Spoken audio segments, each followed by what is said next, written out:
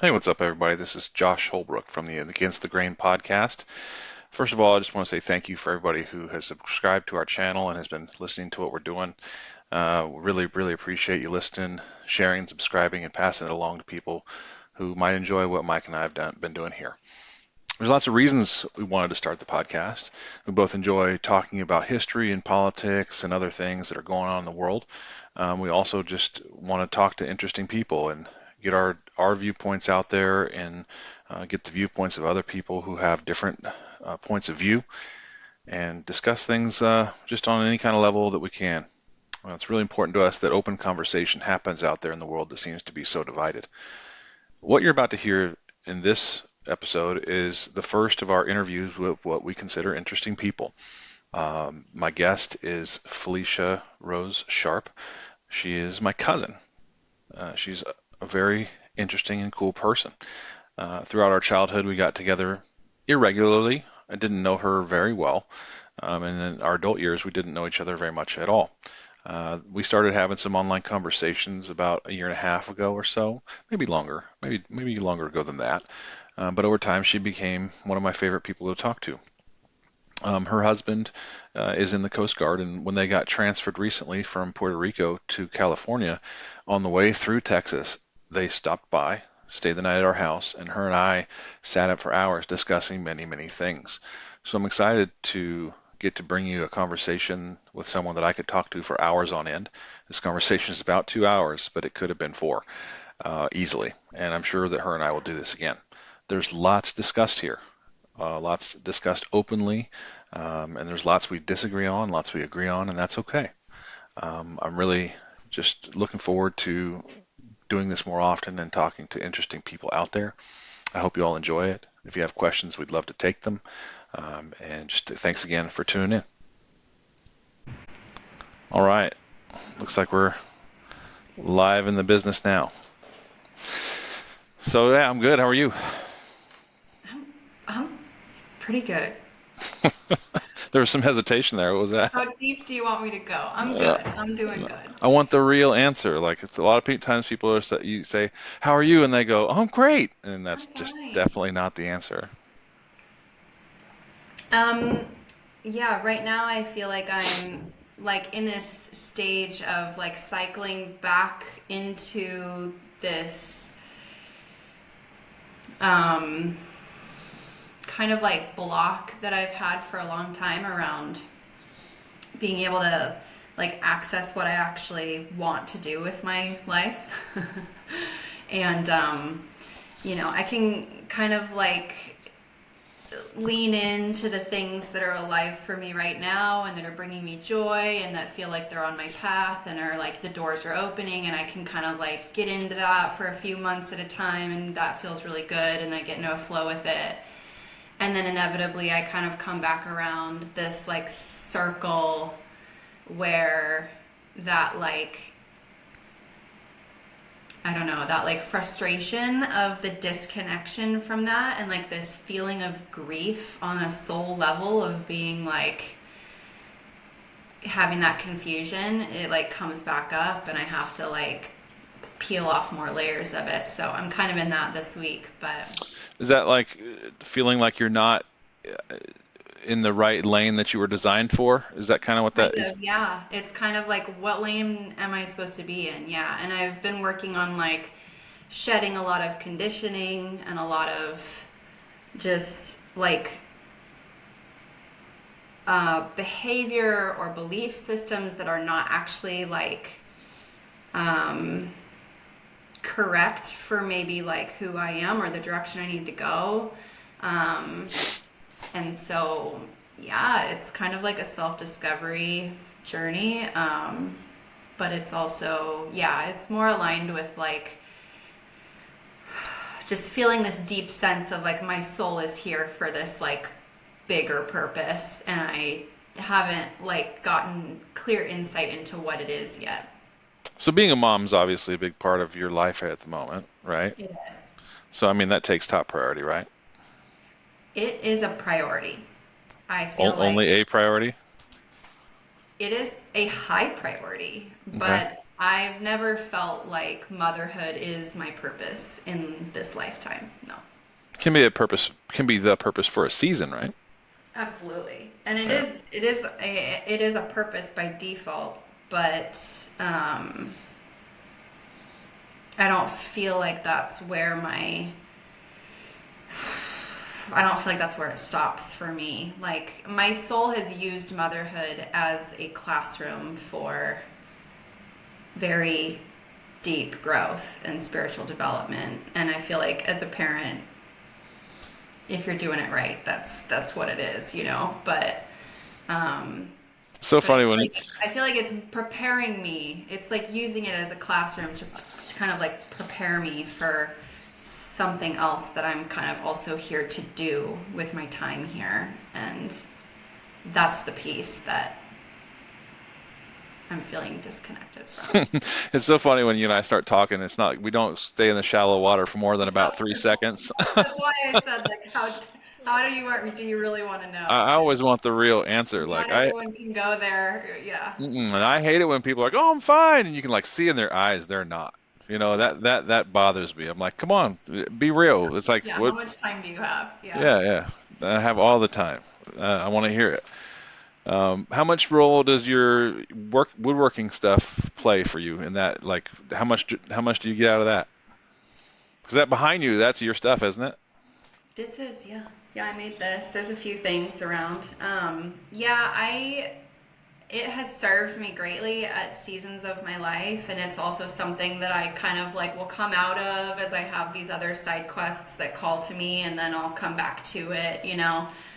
I haven't really been woodworking for the last year and a half or so since we moved, and but I've still been creative in other ways. And I feel like it's mostly an avenue of like a creative outlet for me. And as long as I have a creative outlet, that's the most important thing. I don't feel like woodworking is necessarily my like future. Yeah, but I mean, is it the lack of time, lack of space and resources, or is it just not interesting to you right now? I think it's just not, yeah, it's just not calling to me right now. I always think the stuff you do is cool. You Thanks. could, maybe need to commission you for some things. I mean, like Cena's always talking about building a table. She wants to build a table that we can like fold up for family size and extend out to be Uh, like party size, you know? yeah, that's So, nice. like, Yeah. that's something that she's always wanted to do herself, but if you have any ideas on that, I'm sure she would appreciate that. Yeah, But there's some really cool designers out there who have like thought up like really cool designs for how to like make that a really seamless, really beautiful thing. Than like struggling with a leaf and all of that stuff. But yeah, there's a ton of yeah, options for that that are, you can make it super bulky and like hundreds of pounds really fast if you're not yes careful. you can. Yes you can. But Definitely. purpose is like, it's probably, purpose and meaning is probably like my favorite topic just in general to talk about with people. Okay. Because it's like, what else are we, what else is real, you know? Like, Yeah. and so purpose and meaning is something that I always have kicking around in my head, and it changes as we go through different seasons in life, it seems like. You know, the coaching thing for me was all I thought I would ever do, you Yeah. know? Um, but Well, you you know, are still coaching. a It's little just in a different way, and yeah, we can get to some of that because it seems to just keep the pace of that just seems to just increase all the time. It's crazy. yeah. Um, but like at a time when I would have thought that I would have been the happiest, when I was coaching college basketball and that was taking up all my time, I was one of the it was a strange time for me because it was one of the highlights because I was getting to do a lot of really cool, fun, engaging stuff, but I was so lonely because I was just alone. You know, I was doing all of it all the time on my own. There was spent, you know, the times where I wasn't out at the school or on the gym floor. I was at home watching film and writing reports, and like there's there's no social of life of my own. I interact with these kids that I coach and with my other coaches and stuff like that, but there was nothing. And I just found after like what seemed like yet another futile attempt at having relationships that were um, attraction based that I was like, okay, God, what are you doing? Like, can you like bring my wife around because I'm sick of this crap, you know? And so I seriously met Cena like 2 months after that conversation. So it was I think a lot of those kind of things have to happen in their own time and when we are ready, Yeah. we've been shaped to the point where it's time. Because her and I, we like to joke that we knew all of the same people and ran in all of the same circles for 10 years and never met each other. Yeah, that's wild. We knew all the same people. Wow. And if she had known the 23-year-old version of me, I she was would have went gonna the other. say she was She would being have ran. She would have ran, dude. Like, she was being directed. because I was the one that needed to be shaped up a lot. I mean, I hear you. and she was going through things that were um, that she almost couldn't avoid it too. She was married to somebody who was continuing to date serially, and basically being a single mom while still being married. Um, Yeah. but things just happened in the way that they were supposed to happen, and so Yeah, in the divine unfolding of time. I think like I've definitely moved away from seeing my purpose as a job, and that's been a huge shift for me. Because I feel like as you talk about coaching, and now you're in a different phase of coaching, um, and as a parent, I see you as still in that role and getting that same kind of like purpose from raising kids, which is a lot of coaching energy. And I think like, your purpose might not be like a high school basketball coach or a college basketball coach, but it might be like walking people through hardship, you know what I mean? And yeah, like being that support for people. And that is like what your soul is here to do in whatever context you feel drawn to do it in, it's very well put. which is going to look different, at different times of your life. It's really strange that I mean you did put that very well because it's probably very very accurate. But like the reason I think I have a hard time letting go of the coaching basketball directly is because it was like a first love for me, and then it got me through some really difficult times as a younger person where I could just go dump all of my hurts and all of my whatever was anger, whatever I was going through, I could just go play and just let it all out just with aggression and effort, and just you can pour it out when there's like a athletic and physical nature to it. You can just let it go. Mm-hmm. Um, and then I never got the kind of coaching and help that I wanted till very late in my Yeah. playing days. And so the coaching thing was for me, it started out as, hey, let me help kids get what they want out of this, something I didn't feel like I was able to get. And it was a lot of fun. I enjoyed it. Um, and people are like, I coached my daughter's AAU team last year. It was a terrible experience, unfortunately. I'm Why? not, many reasons. A lot of it was demographic. The kids were not committed. And, my daughter had a really hard time with me as coach. She very clearly, we had to have a discussion during the middle of the season where it was like, she felt like I was just dad being mean. And it's like, okay, if you need me to be just dad, you need to tell me so I can take off the coach hat and put on the dad hat for a minute and just hold my little girl and let her be sad, that so it's she did not adjust to that very well. Yeah. And so also coaching girls for the first time, it was hard because I was trying to take my foot off the gas pedal just a little bit because I go hard on the boys, and I just figured in reflecting on it, that was a mistake. I should have just went hard with them, and It, just girls can go hard too, but you're right. Like sometimes, like the willpower is coming from a different place in like that feminine, more feminine energy. Not that you're always in your feminine. A lot of times when you're playing sports, you're in your masculine energy sure. regardless. But They have yeah, that in them. I just know right where the buttons are to push with the boys, right. and those buttons are located in different places when it comes They to are. motivating girls. So it was a whole new thing, and it was like I was totally like in shock at some of the things that happened. Like boys just don't have any like. fine, I quit. In them for the most part. Boys get mad and they go harder. Girls get mad and they're like, fine, I'm done. Yeah. Or at least these ones I was coaching. And it was very, very difficult because I'm allergic to that kind of thing. I'm allergic to quitting. It makes my guts turn. Oh my gosh. Well, So, yeah, I feel like that's how most of society thinks, is that quitting in all forms is just bad. It's failure, it's weakness. But I think having like, and yeah, there's a time when you're just not serving yourself and you're just not stepping up. But I think there's also, I think as women being such intuitive beings, I wonder if there's something there with these girls around like it just, if you're not empowering them in the way that they need to be and it feels like resistance all the time, like it is more in our nature to be like, this is not in the flow, like we'll go somewhere where it feels like it's yeah, in the flow. Whereas that male energy is more like, we're here to hold it down. yeah. Some of it was demographic. I mean, we had some definite issues with um, lack of fatherhood being involved, and so having a man aggressively speak to you, especially in this area where we live, where the basketball is a very black sport, and having a white guy talk to you in a Oh very yeah. direct, Oh sure. confrontational type of way just didn't Oh go well, yeah. you know.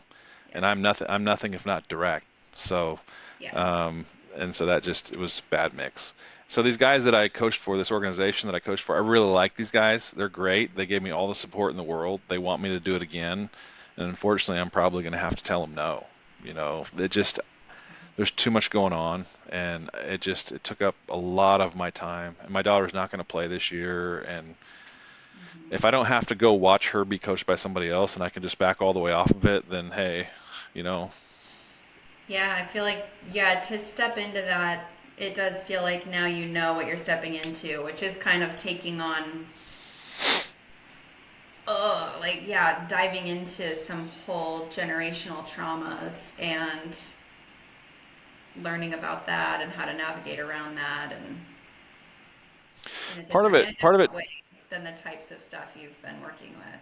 Yeah. Yeah, part of it too is not just the girls, but it's also the nature of AAU as it being a club ball is just more. There's lack of them being a captive audience. So like when it's a school sport, if they don't show up, I got 12 people, I can just bench you, or I can just have you have some kind of a penalty and move on to the next person. And when you only have 9 or 10 kids and 3 or 4 are not showing up like not the same 3 or 4, but when you're missing 3 or 4 from every practice, it's Yeah. like, okay, what's the point of me making a practice plan because I just have to adjust to how many I have here and I can't do anything that I Yeah. really want to do, and I'm just not into that. I want to run my program, I want to do what I want to do, that kind of Yeah. thing. But Yeah. but You want your energy to go somewhere. yeah, and so that is kind of why the other type of coaching you're mentioning is kind of it's almost been thrust upon me, but it's also very rewarding. There's lots of guys that really need somebody to talk to. I mean, I think guys have a really hard time having actual friends and opening up to people. Oh yeah. Oh, 100%. Yeah. So I don't know why people choose to open up to me, but they seem to. I think that you bring like a safety in your openness. A lot of people um, have a hard time holding space for things they disagree with, and not meeting that when it from a place of judgment. And you can feel that when you're talking to somebody, and you can like feel the energy shift, and it's awkward or Hmm. it's vulnerable or it's uncomfortable now, and um, people can feel that you are not going there, and that you can hold the space of acceptance regardless of what's coming up in that conversation and how you feel about it personally. I think um, i think men in general do like just have been very underserved when it comes to having safe places to be vulnerable, and not have to turn every emotion they feel into anger in order to feel like they're still maintaining control over this situation. Hmm. Yeah. It's really one of the strange parts about that is being open to whatever people want to tell you, um, being trying to walk the line of being open and um, loving while still not being accepting of every behavior, you Yeah. know? And so I have one particular guy I've been working with for a couple of years who's a recovering addict on several fronts, and he'll have occasional slip ups, Yeah. and I just tell him, like, okay, well, I don't know why, I wish you wouldn't do that, but what happened? How'd you get there? Like, what was going on in your life right leading up to that caused you want to go there? And just asking people those questions gets them to talk about it in such a way um, that it forces people to like open up, like, whoa, what was I thinking? Where was I going? What was going on in my life? And for example, this one particular guy, he said, well, had a conversation with my mom where she really undercut a lot of the growth that's been happening in my life, and it was like, okay, why'd you let her get to you? You're doing well. She challenged a lot of things that he was believing, like certain people are like me, and other people were really his friends, and if he really knew his own father, and if he really knew his own self, and if he really knew me, and so when I had a conversation with him about it, I was like, okay, so what do you need to know about me that you don't know? And he's like, no, no, no. I just let her get to me. I was believing that what she was saying for a minute, but I don't think she was right, you know. But it caused him to have a spiral moment. And Yeah. so rejecting the abusive behavior and telling him, yeah, that shouldn't have done that, but I'm not going to treat you any different, you know. Right. I think other people want to often go, oh, well, you were using, I can't talk to you, you know, Oh, you okay. know. Yeah. So. Yeah. No, you have to be able to hold space for where people are at, and it can be messy in there. Um, I feel like whenever I feel triggered, like that, like he was with his mom, I feel like that is my subconscious kind of like alerting me to the fact that there's still some emotion or belief there that needs dealing with, or else it wouldn't trigger me, you know? And then once I get into that trigger, I have a decision to make, whether I get to choose how I respond to the trigger. And I think how we make that choice shows us, it like reflects back to us like what our mindset really is and what beliefs we're still holding on to, or even like maybe not our current belief, but maybe like our inner child is still looking for approval from our parents and we've never felt that. And so when we have these interactions and these triggers with our parents, we go back into these old patterns that maybe someone else wouldn't bring out in us. Yeah, have you ever heard the saying, oh man, I might be butchering this, so bear with me for a second, but if you have a memory that's more than 18 months old, that when you think about it, it brings up high levels of emotion, that means it's not dealt with. Oh yeah. I mean, I haven't heard about the 18-month mark. I'm curious where that came from. But yeah, basically you've got trapped emotion somewhere.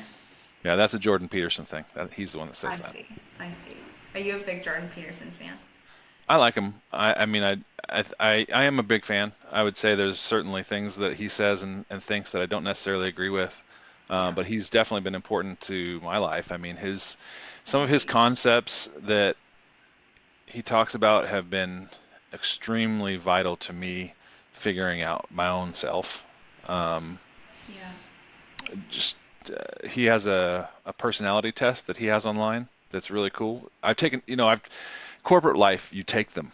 right? You take personality course, and they tell you you're this kind of cool person, and they usually put some like fancy name with it. You're the recruiter, you're the entrepreneur, you're this, you're that. Networker. Yeah, all of that stuff. I think all of those are garbage. Like I've taken so many of those that I just don't think they add anything or really are that explanatory. But his is based around the what they call the big five personality traits in clinical psychology. And so it breaks down into the big five, and then each of the big five has two aspects that it breaks down into. And so that, since I took that, it was like a shocker to me. There were some things that I knew about myself, and there were some things that I did not even realize that were dead on true. Yeah. And Ooh, so, like what? Like what kind of clarity did you get? for one, the measure of extroversion is broken down into assertiveness and enthusiasm. And I scored off the charts, 99th percentile and 95th percentile in those, right? We know. I talk to people. I have friends wherever I go in about 2 minutes. Yeah. And so that was what I didn't have. That wasn't a shocker. But the category called conscientiousness, which is the biggest indicator of long-term job success after IQ, I score a 0 Wow. in both categories, which Wow. is orderliness and industriousness. Uh-huh. Orderliness is pretty self-explanatory. How Yeah. orderly are you? You keep things organized. I am not, opposite of our grandpa. Um, but in industriousness, that is like the manner in which you do things from point A to point B. And so a high percentile would be straight line. Like I go from point A to point B nonstop. That would be a very high score. And like I score a 0. And so literally I'm going like every which direction before I get there. Oh, hell And so yeah. and so people often like I had a guy go, "Well, you're not lazy." And I'm like, "No, no, no. It has nothing to do with lazy. Like it has nothing to do with that. It's like No. what is your track to get there?" And mine's like Yeah. the labyrinth, you know? Yeah. So Really. For sure. Yeah. so Oh, that was funny. a shocker to me because I knew that I was pretty chaotic when it comes to that kind of thing, but I didn't realize compared to everybody else, I'm like on the far end of the spectrum. And so contrasting that with the extroversion part was like, whoa, okay. So I'm pretty extreme just on those first two, you know. Yeah. Okay. Okay. And then the neuroticism is one of them. That's a measure of negative emotion, and that breaks down into um, withdrawal and um, oh, what's the other one? Oh, I can't think of it. Withdrawal and oh yeah, the other one is it's a measure of how fast your emotions go up and down. Yeah. Okay. Um, I'll think of the Are you? word here in a minute. Hmm. But I was the opposite on those. I was like far into the scale on both of those. And so like for withdrawal, I was like a ninth percentile. And for Yeah. You're volatility, not. You're not likely to withdraw. no, no, not at No. all. Yeah. But volatility, I was a 96th percentile. Okay. And so Volatility. volatility is a measure of how fast your emotions go up and down. And so I can be like raging pissed off, and then like 2 minutes later, like I'm fine, I'm good. Like it just, I can just go way up and down. That one, I had to go, wow, okay, withdrawal. I am a stubborn son of a gun. When I get locked onto something, I don't let go. I have the hardest time letting go. And then volatility, I have to really watch that because that freaks people out, Yeah. you Yeah. know. And so I Yeah. have to really just make sure that I check my emotions, especially on the uptick. Like when I get excited about stuff, I have to just relax a little bit because people get really weirded out when you go from 0 to 100, you know. Because So inspiration strikes and you're yeah, like, you're there already. Yeah. yeah, yeah. Yeah. So and also that it works the opposite way when you have a hard time with something and then you're like all the way down. Okay, I'm good. Like people are like, whoa, you were pissed a second ago. I'm like, yeah, I'm not anymore. You know, and Right. that wakes people out a little bit too. So Or if you're like interacting with somebody in a relationship and they need more time to process and repair, yeah, and you're like there already, yeah. that could be frustrating. Yeah, in marriage, it can be a Oh yeah. struggle because, like, I remember one of our biggest arguments ever, which we've not had that many big disagreements, but one of our biggest disagreements, I was the one that was super pissed, and in being pissed, I hurt her feelings, and Mhm. then 45 minutes later, I'm totally good, and she was not. Yeah. Oh, yeah. So, You started this train wreck. Yeah. yep, Yeah. I was ready to move on, and she was not. So, Interesting. Do you feel like in that like very fast ebb and flow of feeling your emotions on a really like sounds like very extreme dynamic scale, like do you feel like you um are you just getting to a place cognitively where you're like, whatever, I'm over it? Or do you actually process and integrate the experience and like, do you feel like you're actually moving through that emotion and like learning from the experience? Or do you feel like it's just you're really good at checking yourself? mm, I think one of the beautiful things about the test is that it's not about your ability to like actively do these things. It's just who you are and how you're naturally your natural reactions. Now, you can work on that a little bit, right? So like my volatility, I can go, "Hey, watch yourself." You know, just watch yourself a little bit better. Be a little bit like more with 10,000 foot view and watch what you're doing, and so you don't like have that negative effect on people either on the high or the low end. Mm-hmm. But I think it's just a natural thing for one, and I think I do process the lesson pretty quickly. But if something really gets to me, hurts me, which not very many things really do, but if something that sticks with me, it's not like I can just let that go. But the emotional part of it is gone. Like Okay. it's like the lesson. I have to chew on the lesson for days, but Mm-hmm. the part that made me so angry or sad is Yeah, mostly gone. Um, I see. Yeah. like the conversation's super important to me. So like the Charlie Kirk assassination, like I was like very sad about that for the first like couple of hours, but then like there was no emotion around it. It was more just chewing on like what does this mean that lasted for. I don't think that stopped because that's been on my mind since then because conversation is so important to me, and he was attempting to have conversations with people who he disagreed with Yeah. openly and honestly. So that part still, there's still a lot of that that's sticking with me. Yeah, So I get that. Okay. So yeah, you kind of just you'll deactivate really quickly, but that doesn't mean that you've let go of meaning, the meaning yeah, behind it. yeah, Okay. Yeah.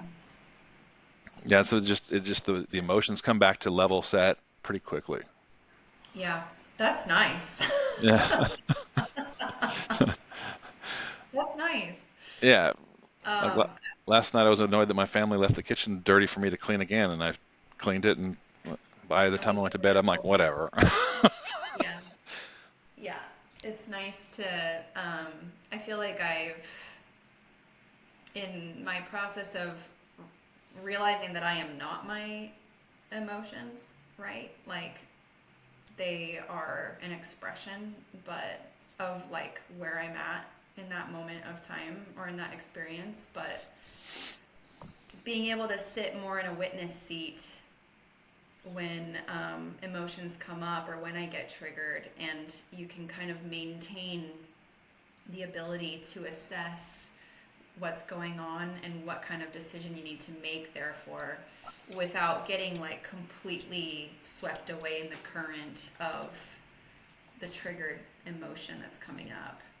Um, but I'm a very emotionally like driven person. I'm very emotional and very connected to emotions, and that's how I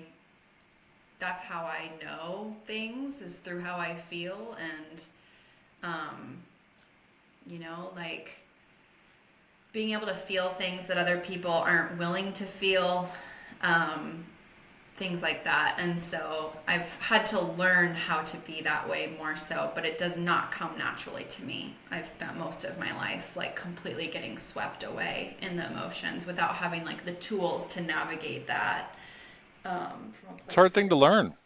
it is, yeah. I think anybody could get some value out of that. It's called understandmyself.com. That's his website. It's in an ever evolving data set. So as more Mhm. people take it, the you will fit more finely into where your specific personality type falls on the scales. Interesting. Um, and so I've just gotten a lot of value at it. I just pulled it up again. I often do it. The other two categories I didn't talk about are agreeableness and openness. And so you kind of hinted at the openness thing. I scored really high in that overall category. I'm a 91. And Mm-hmm. that the two places that breaks down is what they call intellect and it used to be called openness to experience. They changed what it's called now. Let me just Mm-hmm. see here. Um, Volatility. Aesthetics. Aesthetics is basically a measure of your creativity. I'm an 80 in that. I'm a 92 in intellect. Intellect's not smarts. Intellect is what is the range of things that interest you, and so everything. Like I'm just like, oh, cool, something new. Oh, Yeah, you need to be like intellectually stimulated. yeah. And Yeah, so, yeah. and then agreeableness, I'm a very, very low. Um, I can see that I, go. but it's again one of those where it's like the opposite, kind of like the neuroticism. The compassion I score a 61, so I'm fairly compassionate, but my politeness is at a 2. Uh-huh. And so again, combine that with my that volatility, and it's something I've really had to rein in. Like, Yeah, oh, I have to be understanding of where other people might be in this, so yeah, let me come in a little bit softer. Um, yeah. And knowing when to withdraw, right? Maybe. Maybe. Like Um, that resilience, like to stay in it and not leave is a gift at times, right? and a It's there curse. for a reason. It serves your purpose, Yeah. but also like the other side of that would be knowing when to back away, when to let it go. Yeah. Yeah. And so that when it comes to speaking in the truth and over people, like that becomes hard because one of the things that our pastor says once in a while, he says the truth without compassion can be violence, Absolutely. I you know? totally agree with that. And so it's like Yeah. if you want to help people, you can't shy away from the truth, but you have to deliver it in such a way that doesn't just smack the person, Yeah. you know? So Absolutely. Yeah, and that's it's so unique to every person. Everyone's in a different place. yeah, It's a gift to be able to speak into people that way. definitely. Hmm. Yeah. I had a guy call me yesterday who've only met like 3 times, and I exchanged information with him at church, and for whatever reason, he just connected with me, and then he just called and wanted to tell me his life story yesterday. It was like, Oh, okay, all right. It's like an hour-long phone call where I spoke for like 5 minutes, maybe. yeah. And sometimes people just need to be able to hear, to speak it out and get it out, Yeah. And they need trying some to, distance. Yeah. and just for him personally, he was trying to break away from alcoholism in his family. And he just didn't want to be around it anymore. And he was trying to wade through the like, how do I still love my family and not participate kind of thing. Ooh, So, boundaries. yeah, Yeah. that's tough. Yeah. What did you tell him? I just told him that I mean it was hard because I was mostly listening, but I didn't really give him much advice except to say like, well, that's difficult because you have to still be there for your family. You can't like walk away. But if there's really, really bad and toxic behaviors like all day drinking going on when you're trying to stay away from alcohol, it's a really fine line. So anyway, Yeah. but you and I are cousins, and we share um, family on our mother's side, and they were both raised as missionary kids, and we were both raised in church, and we've gone completely different directions with that. We sure And so I have. kind of wanted to ask you some more about that if you don't mind. Yeah, go for it. Okay. Yeah. So you've had quite a journey, and so I'm going to recap what I understand, and you correct me where I'm wrong, okay? Okay. Um, so you obviously grew up in church in Washington, and what church did you guys go to when you were a kid? I grew up at a church called Grace Baptist. Okay, Yeah, very Baptist then, and um, yeah, if they have Baptist in the name, usually they adhere to the Baptist way of doing things. yeah. Super fundamentalist. Yeah, yeah, Um, that word can mean different things to different people in different contexts, but we can explore that too. yeah. But then, as you grew up and you became an adult, you went to a different type of church? Yeah, so when I was a teenager, um, we we left that community and went and landed in a non-denominational mega church, Mars Hill in Seattle. And Mars Um, Hill had a very like public disintegration, right? they did, yes, and I was there for 10 years. I was at Grace for about 10 years, from the age of like 5 to 15, and then I was at Mars Hill for like my, teen and 20, early 20s. Um, yeah, and yeah, very, very different church experiences. But yeah, and then I eventually, like, I didn't choose to leave Mars Hill. I was still there when everything fell apart and when Mark left. Um, and after that, yeah, I was still very much like going to church and finding another like church family to be a part of for quite a few years until, Before you move on, yeah. can you tell me like the positives and negatives of both, of like the Baptist church and then also Mars Hill? Um, the positives of grace.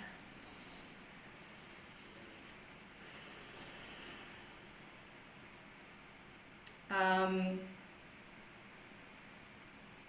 you know, the positives of grace is that it gave me a really solid Bible foundation.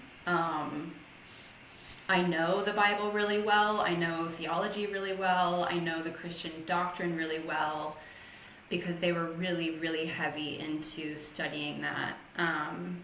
And I felt a lot of safety there. I spent every day of the week there on campus because I went Oh, to because you went to school school there. there. Oh, okay, I didn't realize that. Yeah, so I was there every day of the week, sometimes multiple times a day, and kind of in the same group of about 300 people. Like my bubble was very small. And so, because of that, though, I grew up in an environment that I felt very safe and secure in, and I felt a lot of freedom within the confines of my boundaries. And we had a very like close community growing up within that context of that community.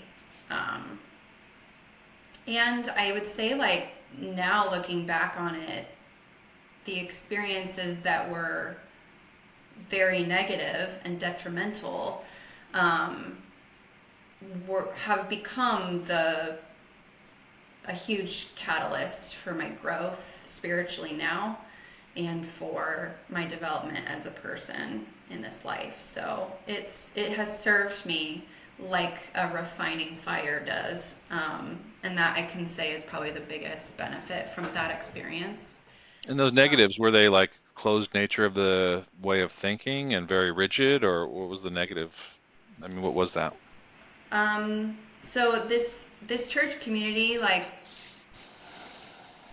I call it a cult community now because it really was like different from normal Christian communities, in its intensity, in its legalism, in its rigidity, in its like closed-mindedness, in its interpretation of scripture, in its gender roles and expectations, in the way that they raised us to think, across the board. So um, we would go home to our own homes every night and we had this illusion of like freedom, but there was so much brainwashing and like mental uh, indoctrination of fear that nobody like strayed. And you were still there. You were there all the time. Um, Fear based so on what kind of things? Um, I mean, they believed they were the only church that had it right. I mean, they warned us if we went anywhere else, like we would be, Oh, yeah, that's a very, very definitive of a cult. yeah, If we are the only ones. Yeah. only once. And then if anyone like chose to go somewhere else, like they were excommunicated. Wow, that's We were all gross. told that, they were publicly shamed, publicly disciplined, and we were all told, like, out of love for them and out of safety for us, we're not to engage. So that happened to my family when we left.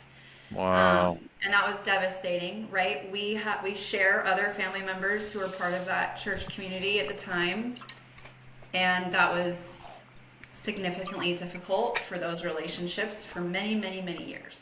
I did not know that. Yes. That must have been our mother's brother. Yes.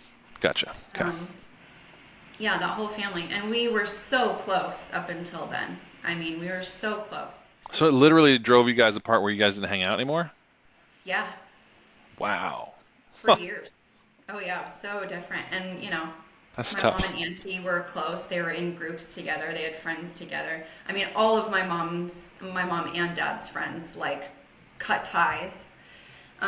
I would say, like, now, maybe 10 years later, like, some of those people kind of woke up to what was going on in their own way, in their own divine timing, and in their own, like, awakening process and healing process. They've contacted my parents and tried to apologize and make amends, and in some cases they have been able to repair those relationships, but it's never been the same. And there was just so much pain leaving there.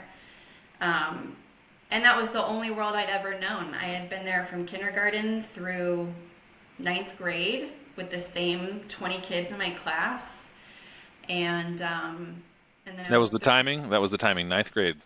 yeah. That's So a I tough year to make a big change.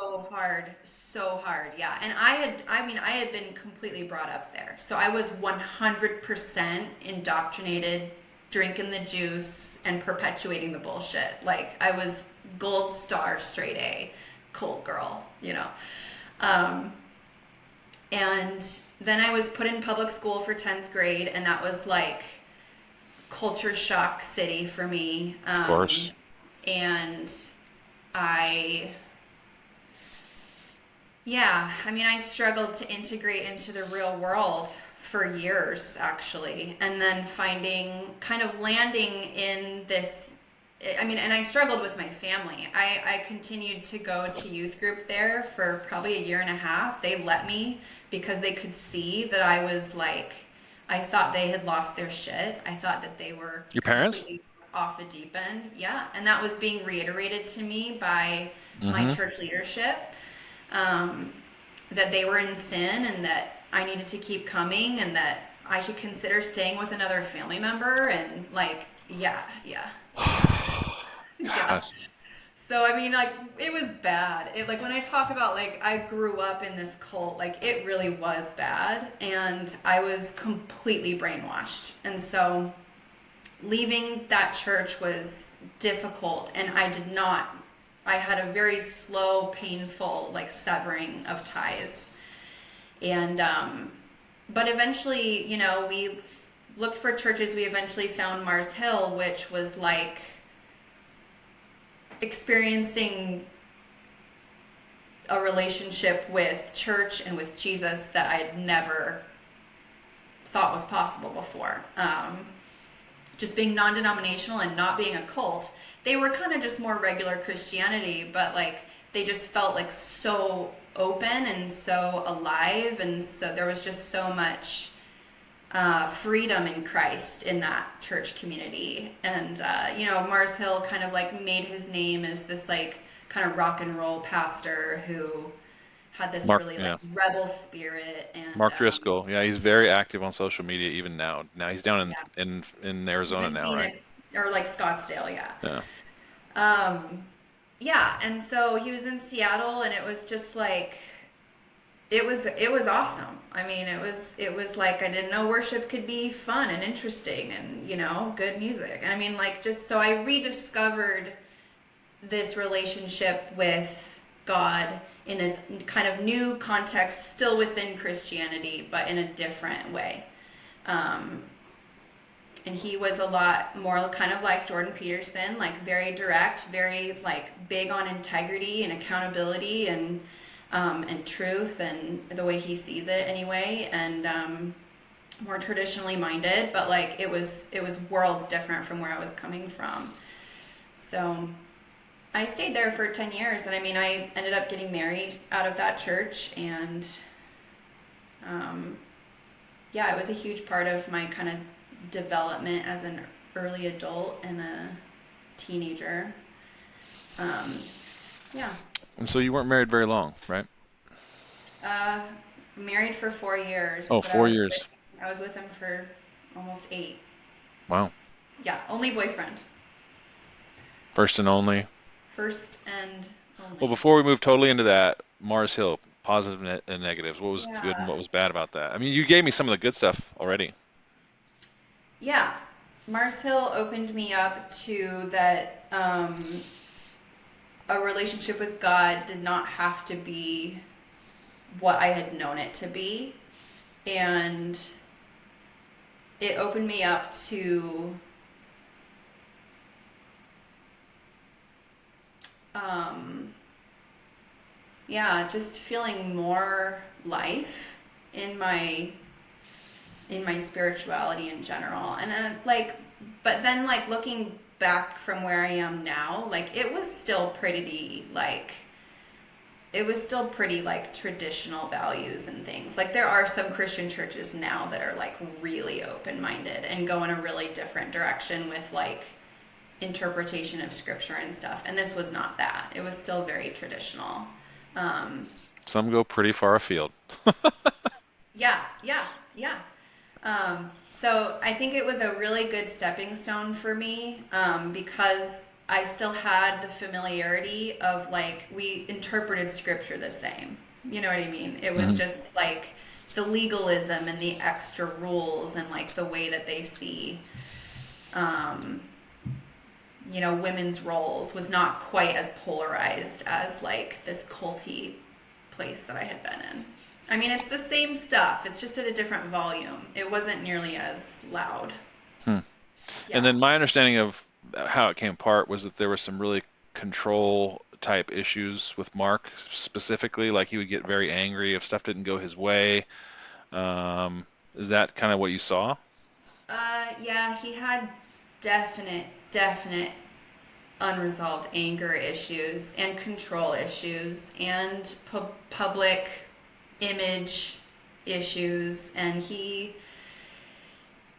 lied. I mean, he was stealing money from the church. He would tell us to dig deep. We've got millions of people that, go to this church, and we need X million dollars, this year Mi budget. I mean, like, Millions of people that go to this church? well, I mean, they had a whole online platform, and we had like 14 campuses in 7 different states. I mean, like one Wow. Easter, they rented out like Safeco Field, like the Seahawks stadium, and we like filled it with like 60, 70,000 people. And so was Mark preaching and broadcasting into these locations? Yeah, he preached at one location in Seattle, and then it was broadcast live to all the other locations, like over and over again. Yeah. I just couldn't deal with that. For me, the church is this right here, me and you getting together, Uh-huh. talking. It's where two or more are gathered in His name. I'm in His name. I don't know if you are at this moment, but um, Look, but different beliefs on that too. we can get that later. But like when I gather with somebody who I go to church with for lunch, and we start Yeah, talking about matters of the faith. That's the church. It's 100%. not the building, it's not the leadership, it's the people gathering to love God together and be there in His name. And I just think that the local church plays such a vital role in our lives and the um, connections in the community that we have. And so a megachurch would just never ever fill that for me and wouldn't fit. I couldn't do it. I hear you. Yeah, I wouldn't do it now, but at the time it was cool, and it was I when I started going there, there was only two campuses. It was really local, and I was there for the whole decade that it like just exploded, and it was an exciting time to be like a part of that and be like supporting that mission and that like explosion of this really cool thing that we felt like we were a part of. But yeah, I mean, it got to the point, he would write books and then he would use tithe money to pay to get it on the New York Times bestseller list. I didn't even know that was a thing until I found out about this. I didn't know you Yeah, could pay to get put on the list. Dumb. you can pay for anything. You can pay for anything. So he was using like church money to pay to get his books publicized, and then like when everything fell apart, they found like in church like storage rooms, they found like boxes and boxes and boxes and boxes and boxes and boxes of like thousands of his books that just hadn't sold and were just like sitting there. Yeah. God, that he had Yeah. purchased to make. Yeah, okay.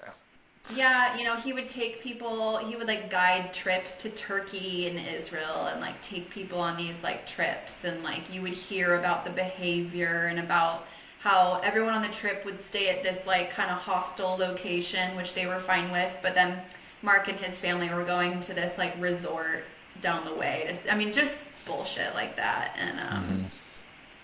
he was just very irresponsible with the power and the finances that he was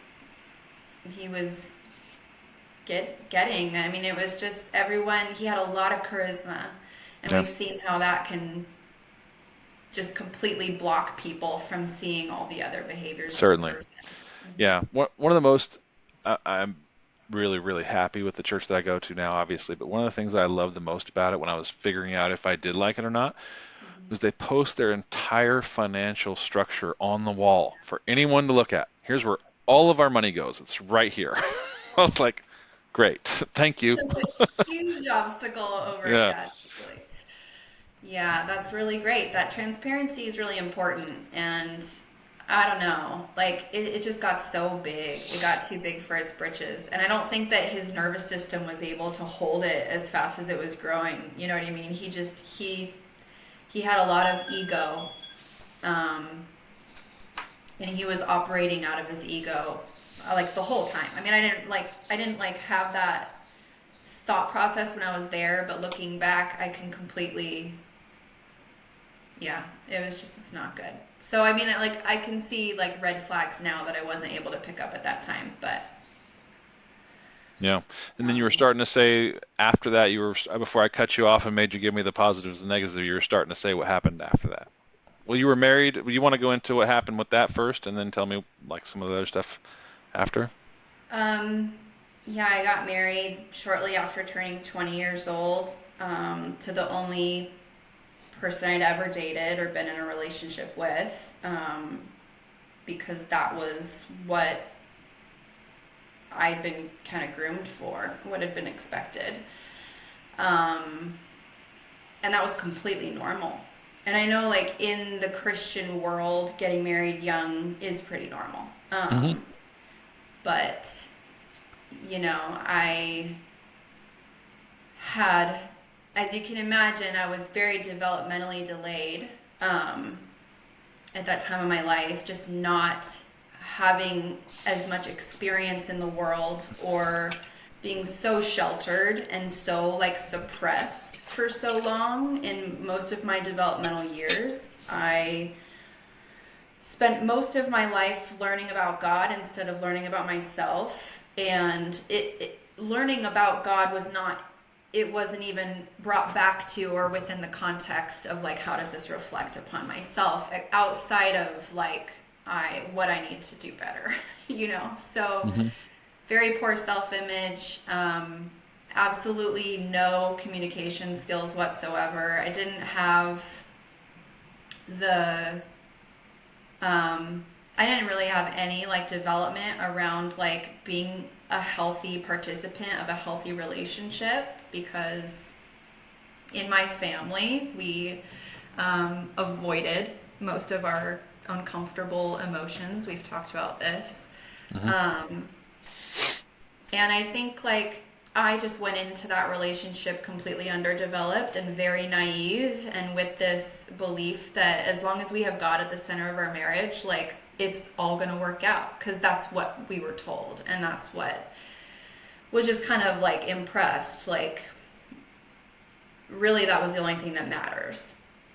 So, we both believed in God. We both had active relationships with God. We both wanted God to be the center of our marriage, and that did not turn out to be enough for a successful relationship. So we struggled a lot.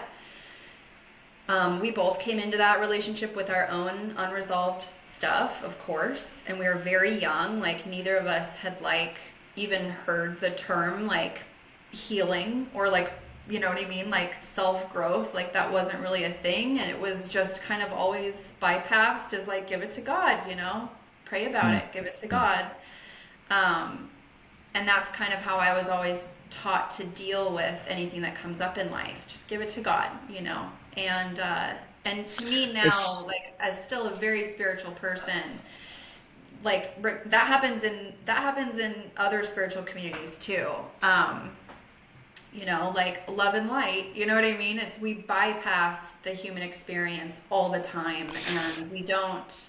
yeah. I think that I think it's a good thing conceptually to give it to God, but if you don't boil down to what the actual issue is first and go, okay, this is what I'm really dealing with. Yeah. Now I need God to come in and help me sort that out. I think that if people get stuck on the surface and they never get down to the root, then that's where there's a huge problem. Oh, 100%. I completely agree. And I didn't have any kind of like modeling for how to go deeper and how to like use use the experience as like a way to mirror back to myself. And how to be like actionable, right? Like we've talked about in this conversation, it's like when you get that trigger or you have that experience or you have that emotional activation, that's like an invitation to look closer at something that's either important to you or something that you need to pay attention to or something you need to change. And I had no skills in that. So everything was like I just had no way to get into action about any of it, you know, until I started my process of like kind of self development on my own years later and kind of learned how to have the skills and tools in my toolkit and actually know what to do with it. And so I want to know all about that. But did you guys like mutually part ways, or how did that marriage end? Oh boy. No, I mean, we were struggling pretty much right off the bat. I was having a lot of, yeah, I was having a lot of issues, and I tend to be the one that like initiates, like, hey, this doesn't seem like it's good. Like, let's talk about it, you know? And my partner seems to always be the one that's like, things are pretty good. Like, let's not. Well, Let's that's just, men in general. Most men are not like me and want to be like, hey, let's talk about it. You know, I love to do yeah. that. Most men are like, I'm fine. What do you mean? Right, exactly. Yeah.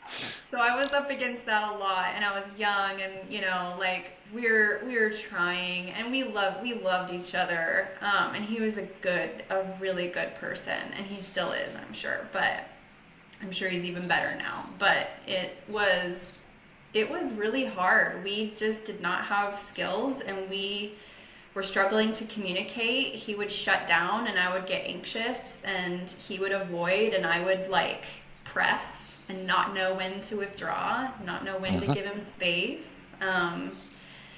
You know, and we were in a really dark place. I felt like in general, I felt out of alignment with what I wanted my life to be like. I felt this constant discomfort on a soul level of just like this is not what my life is supposed to be like. This I cannot believe, I cannot accept that this is what God just expects me to be in now for the next 60 years. I was depressed. I was lackluster. Like I became a complete shell of myself.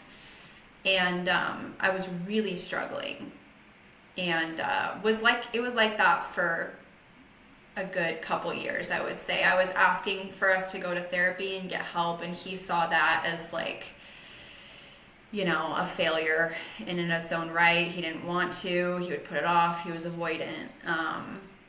And I just like eventually stopped going to the dry well, Like I just felt like energetically he just didn't know how to meet me.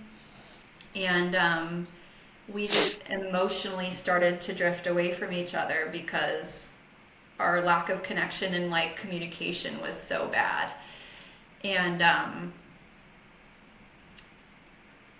like I handled that with so much anxiety. Like it brought so much anxiety into my nervous system, and I didn't know how to like navigate that at all. And so I completely spiraled, and I was crazy, and I was ugly, and I did really mean things to him, and I gaslit him, and I was like trying to find a way out, but I didn't feel like I really could get out. I felt trapped in this marriage now, and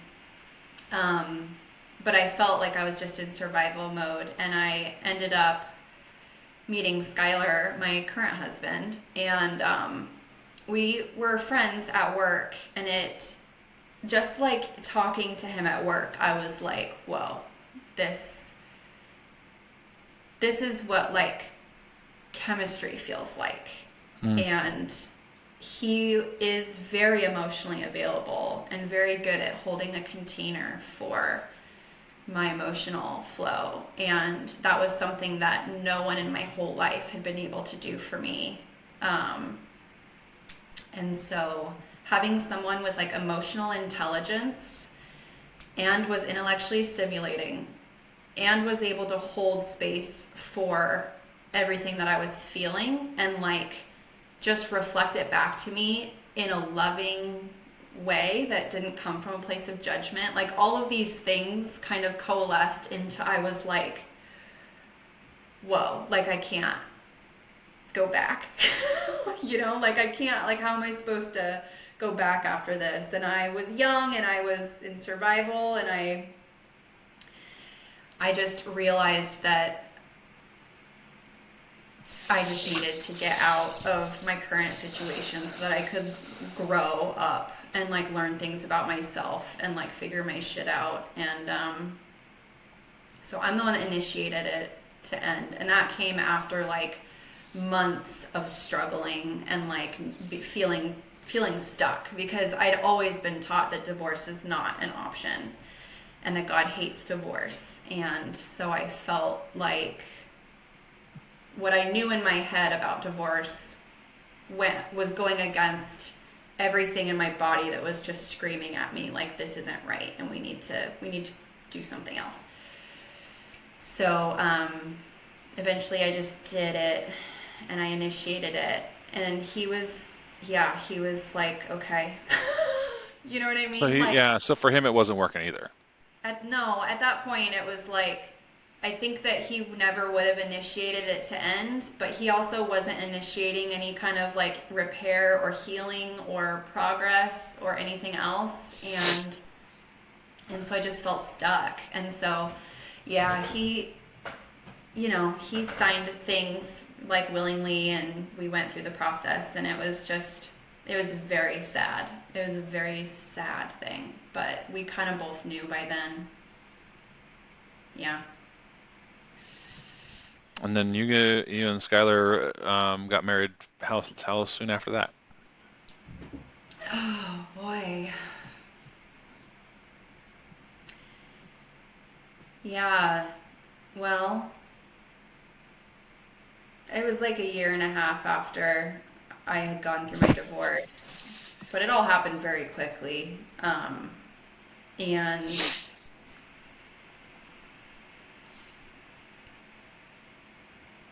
yeah, I mean, I got pregnant. There was a Those things whole lot. happen.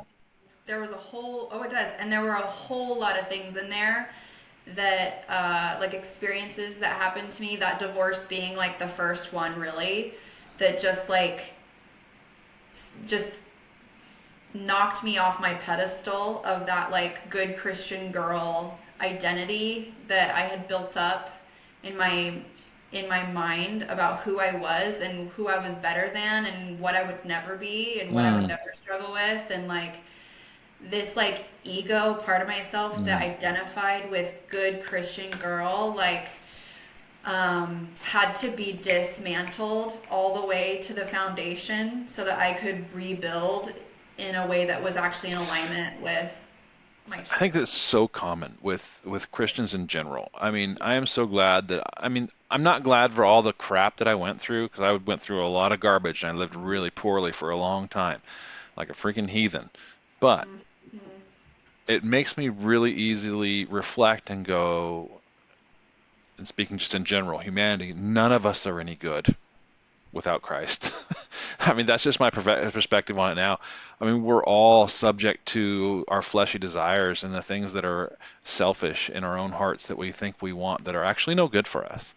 Um, and so I think that's something that I try to talk to guys about is just like, don't put yourself in this box of having to perform goodness. You can't. You Yeah. can't. We are just not good. We're just not. And so it's, I think, very common for people to have that image of what you have to be as this model Christian. And it's just fooling yourself, you know. It's Well, it's performative. Like it's performative spirituality, just like everything else. You know, it's like your worthiness does not come from any of that. And that's the piece that I feel like is kind of a cognitive dissonance within Christianity, if I can say that. I feel like you're supposed to simultaneously hold these two truths that my nature, just who I am inherently, is evil, sinful, and bad, and deserves lifelong separation from God. And then I'm also supposed to believe that, like,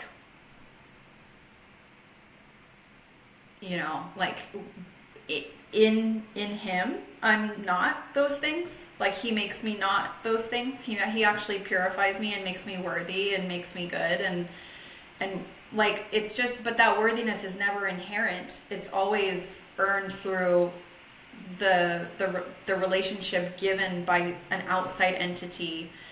and it's and actually I an interesting way to look at it, but I would push you back and say it's actually our natural form to be good. It's oh actually I the way we were created. oh I But the agree. entrance of sin into the being of man, the actual nature of man at the garden, changed all of that. And so this whole, to be really crass and quickly sum up, the whole experiential version of this life and having to accept Christ is to get us back to that. That's the way I would put it. Is accepting Him into the place in our life where He leads it, puts us back into that original nature of where we were supposed to be. Yeah, so I agree with that theoretically. Um, but the context for me would be different, because I see things from a different spiritual perspective. But I would agree that we come from a place of unconditional love and wholeness and all of this. And in this experience of life, we we get to meet our shadow and our ego self. And not that our ego is all bad, it's there for a reason, but just like when we're operating from a place of ego and identity instead of like our soul and our heart, like connection to spirit, like that's where we get into this like this darker behavior and darker beliefs, and we kind of fall into like what you would call a sinful nature. I feel like has a lot more to do with your intention. And I feel like Jesus said this, like God looks at the heart, man looks at the outward experience, but God looks at the heart. And I think that in that, for me, I've gotten to a place where intention is super important. Like, it really doesn't matter what behavior you have if your intention is wrong. It doesn't really matter, like, what you're doing for your community if your intention is wrong. Like, the Christian community is rife with this, in my opinion, right now, this performative spirituality, and it exists everywhere. It's a natural place, I think, for human beings to fall into in the spiritual world because of this really honestly inherent disconnection from the divine as being inherently part of who we are and not something that has to be earned through, you know, behavior It or can't be earned it cannot be earned through behavior. it can't be earned at all. It doesn't No, have no. to be earned at all. Yeah. Yeah. But if people Well, can't feel it because they're disconnected from it, because their beliefs are disconnecting them from being able to feel it, then it's natural for people to perform and go through the motions and go into a performative spirituality because they're trying to feel it, you know? I mean, I can understand that perspective for sure. Um, it's kind of spirituality, especially when it comes to Christianity. A lot of times it seems like contradictions on the surface until you really get deep into it. I mean, when it talks about, your works, the things that you do can't get you salvation or into real relationship with Christ, but your relationship with Christ should produce good works. So it's like the source. It's where the source comes from. Like you say, it's also kind of related to what you were saying about motivation, Mm-hmm. right? And I know for me, whenever whenever I do things that I shouldn't, whenever I miss the mark, which is the true definition of sin, it is because I've got myself in front instead of having God in the front. If I get myself way out in front, like these are the things I want, and this is what I think would be nice, and this is what I want for myself, it goes bad pretty quickly as soon as I start thinking in that type of vein. Um, and Well, so, can I push back on that for a second? sure. So, do you feel like you, if you're walking in alignment with God, that you're like what you want and your natural, like your goals are not going to be in alignment with that? Yes, but I would say it slightly differently. I would say that when I'm in alignment, that means I'm walking inside of the created purpose that I was designed with. Yeah. And so what that looks like for me is what we've kind of talked about some earlier, is being available for people to talk to about things that are going on in their lives and just be a good sounding board. It's a lot of that. Um, you know, there's certain things that I've been learning about within the way that our church approaches things that I think are just fascinating. We have this program called, what is it? Transformation prayer. It used to be called Theophostic prayer. The guy who came up with it called it that. That's a really rough name for people to remember. So it's now called transformation prayer. And it's a process where if you're the person who's going through it, you're in there with two other people. And the person who's guiding it is just asking you questions, basically, about what's going on in your life. And pretty soon, the other person is basically praying in the Spirit and trying to just invite the Holy Spirit to be present. And then you go through these series of questions that are designed to bring forth things that are going on in your life. And then the person who's asking the questions also is taking notes that you get to take home with you when this is done. And the issue will come up. We'll talk all about it. She'll try to help you identify the emotions that are around that thing that comes up. And then she straight asks you the question, do you believe that God feels the same way about that issue as your emotions are telling you right now? Mm-hmm. And then she literally stops the session, and we pray and ask God to come into that moment and help us to understand how He sees those things that are going on and how He sees those emotions. Mm-hmm. And it's really an amazing thing. I went and did the first session just because I wanted to be like, I want to see what this is about. Yeah. I don't have any issues that need to come to the surface. Wrong. Wrong, wrong. And right away, like what came up was that I was having some anxiety around my relationship with my sister.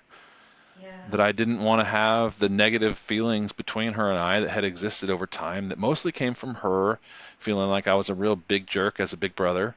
Yeah. And she was holding on to the 17, 18-year-old version of me. Um, and I left that first session like with my head spinning around going, wow, I didn't even know that was an issue, That's you know? awesome. Yeah. Yeah. That's So, awesome that they do that. That's so yeah. good. Yeah. I So, mean, that's kind of like therapy. kind of, Which but I then mean, you, that's like the right kind of therapy, right? We've talked right. about that too. Yeah. That's like having that like really needed reflection, like holding up a mirror. Like I feel like you know, that's what we need is like someone to hold up a mirror and just reflect back to us in a way that we can receive it. Our Yeah. blind spots. Yeah. Yeah. And like we've talked about previously, the bad side of therapy, which I think there's lots of that out there in the um, secular therapy model, where they just continually ask people to talk about their problems. It just becomes a negative reinforcing loop of these are the bad issues, and it makes people feel worse because we're Oh continually yeah. talking about the same bad, bad, bad stuff in their lives. Well, and Um, that's like you're staying in the mind there, right? And you're not actually moving into the body and embodying what you're learning about yourself by taking action in the real world to change your experience. I feel like that's the piece that's missing in that scenario. And that piece is missing, oof, all over the place. And definitely in spiritual communities, right? It's really easy to, something that I've experienced a lot in my, more woo-woo spiritual community is the same thing. Like people love getting downloads, people love receiving information, they love getting the insights about themselves, whether it's from plant medicine or therapy or whatever the heck. Um, and that feels so good. And then it's like they'll just keep chasing more insight, more insight, more insight, and then they can get stuck talking about it forever, for years, and people completely forget the the step of integration and it never becomes embodied. It doesn't become embodied knowledge. It's just something that now they're like chasing and talking about and reminding themselves of with mantras every day because they still haven't turned it into programming, you know. okay, so we should figure out what the woo-woo is because I really want to know about your process and what you learned and what you think and what you believe and all of that. So tell me about all that. Oh my gosh.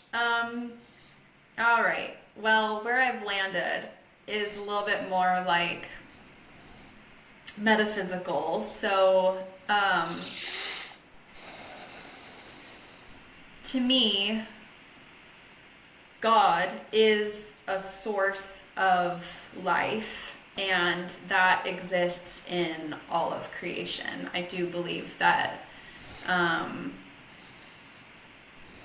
I believe that God is a part of who I am inherently, not a separate entity that's outside of myself.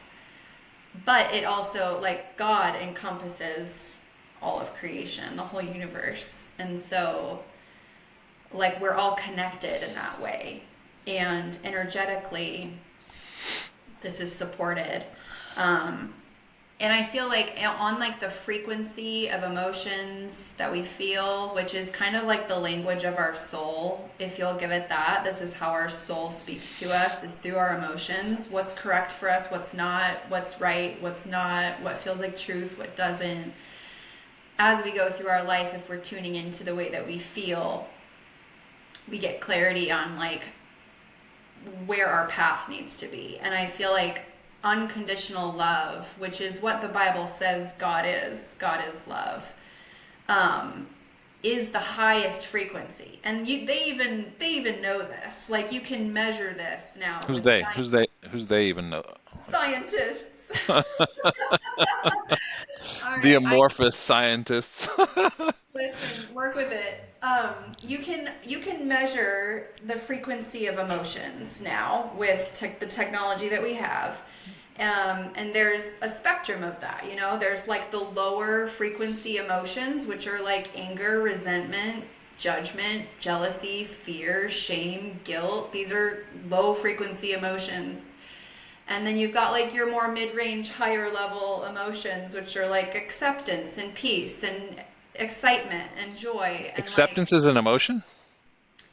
that's a good one. I think acceptance is a state of mind, but Okay.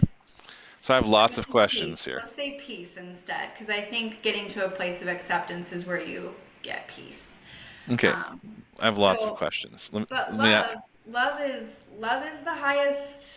the highest frequency that we have, and I think that's why love is so powerful. That's why they say like love conquers, you know, and it is a high, that's the highest frequency. And so when you think about like on a cellular level, we are atoms, we are bouncing around just made of energy, and it extrapolates out, and we have a conscious mind and we have a physical form.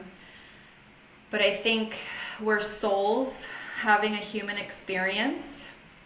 I think that when we like exit this human experience, this matrix, if you will, our soul does like return to where we came from, and I think that in that state we're coexisting with God, which is that highest frequency of unconditional love. And coming to this earth, we get to go into this human classroom, this earthly classroom of soul development by experiencing the whole constellation of frequencies and learning in this classroom um, how to manage, navigate, learn from our experiences here Yeah. in I our think the relationship. I think the frequency thing is really interesting. I know that there's a lot of truth in that. I don't know much about any of that stuff. I know that most things have frequency, like even light has frequencies. It's just Yeah. different things. I don't know much about that. But biggest question that I would have is that you said that our spiritual, I don't know how you put it, but you said something about our spirituality or our truth comes out of our emotions. Well, I think that it can be different for different people, but I would say that in general, our emotions is the language of our soul. I think that Okay. our soul speaks to us through our emotions, and it doesn't always mean what we think it means. We don't always respond the way that we should if we had perfect clarity. Yeah. Well, I'm glad you said it that way because that's the point that I was going to get at is that a lot of times people's emotions cloud. They don't bring clarity, right? And so, Totally. Well, and we've got filters, right? Like you might have an emotion about something, but it's also filtered through the story of your mind and what your mind is telling you. Um, you know, and you have to, that's like where I feel like tuning in to what is true and correct for you is like a constant spiritual practice, because you are sometimes getting conflicting messages between what your mind is telling you versus what you're actually feeling is correct for you. Those okay. things can totally conflict, and they can totally, like, your mind can tell you a story. You can get into that ego state. Your mind can tell you a story about how you identify with that or what that person meant by that, and you can take that to a place that it was never meant to be taken. Hmm. Our mind is very powerful, and I don't see it as good or bad, but I see it as a really powerful tool for helping us like bring organization to our feelings. I feel like you feel something first, and then you reflect on it in your mind, and it helps you bring organization and structure to like maybe how to achieve this thing that you desire or want, or how to change something that needs an adjustment. um, Now, is all of this based on your own personal experience? yeah, oh yeah. So um, there's no other people for you to have community with to go to that believe the same things that you do, or No, I would say that a lot of people, yeah, no, I definitely have like community that believe the same thing and are kind of walking the same path with this mindset. Yeah. Um, what kind I, of documentation or reading materials could someone find if they wanted to investigate this kind of thing? um, there are a lot of books, there are a lot of teachers. I personally kind of started in one place and kind of like have moved through on my own journey, but gosh, like some of the very first books I read that I feel like helped bridge the gap for me was The Universe Has Your Back by Gabby Bernstein. Um, and I mean, I have a whole list. I feel like unprepared for this question because I need to go grab my book list and like No tell you. worries.